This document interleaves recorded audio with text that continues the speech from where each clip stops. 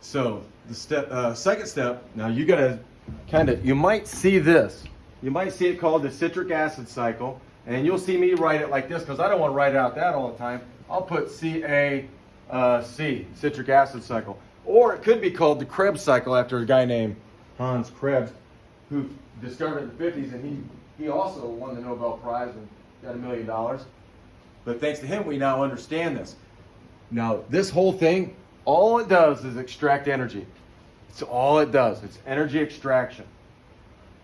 So glucose in the first stage changes to that P word, pyruvate. Remember, pyruvate can get into here, but glucose cannot fit into here. So if we put it here, and you draw a little arrow where it jumps in, and then the process starts. Now, this is a really simple version of this. There's like 8 different points on it. You could think of it like an 8-cylinder motor. Every cylinder, when it fires, it releases energy. And so this is all it's doing is it's taking this, releasing energy, releasing energy, releasing energy, and it just keeps going around. Okay, so it changes this as we go around. Now, mitochondria, this is where it takes place. Wherever there's mitochondria, there's energy.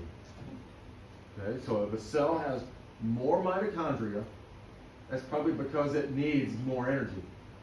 Like a runner's leg muscles, Tristan Wheatrick's leg muscles. He's going to have a lot of mitochondria in there because those muscles are going to need it. So the more a cell needs, the more it's going to have. And when we breathe out that CO2. Remember, that's poison. We don't like that. We breathe it out. I think I read somewhere that 18% of everything that we breathe out, or 16% of everything we breathe out, is CO2.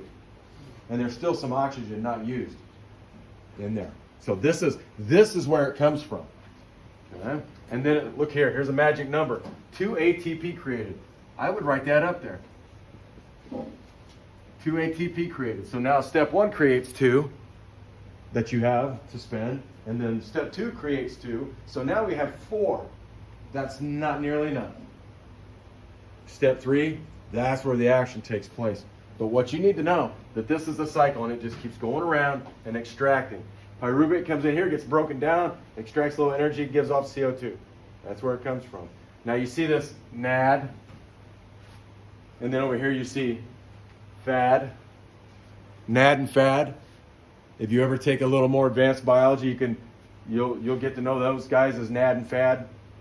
Remember, NADH. It's kind of like NADPH. Kind of.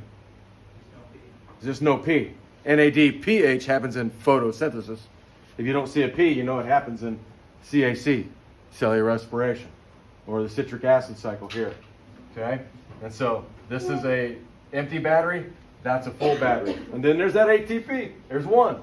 So 1 pyruvate turns once, gets 1 ATP. Another pyruvate turns it, you get 2 ATP. That's where you get your 2 ATP. That's all you guys really need to know. FAD is very similar. They put them in the same color. I think it's the same color because they both carry energy. But this is what we're after right here. This carries the most. ATP.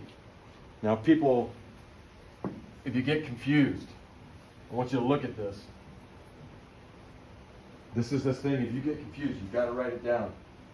Look at the sponge. Everybody here has probably squeezed out a sponge or a rag or a cloth or whatever.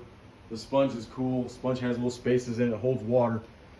But if your hands are the Krebs cycle and your sponge is your pyruvate, it's just not going to go squish real fast and release it all. It's just going to, nice and slow, controlled. It's going to squeeze the sponge or the pyruvate, and it's going to get out as much of the energy as possible. So the water that's dripping out, that's the energy. Okay, again, it's got to be controlled. We definitely could burst into flames. So write that down quick. You're going to need that. If you get confused, that's a way to understand it. Okay, any questions? Okay, just a quick analogy of it.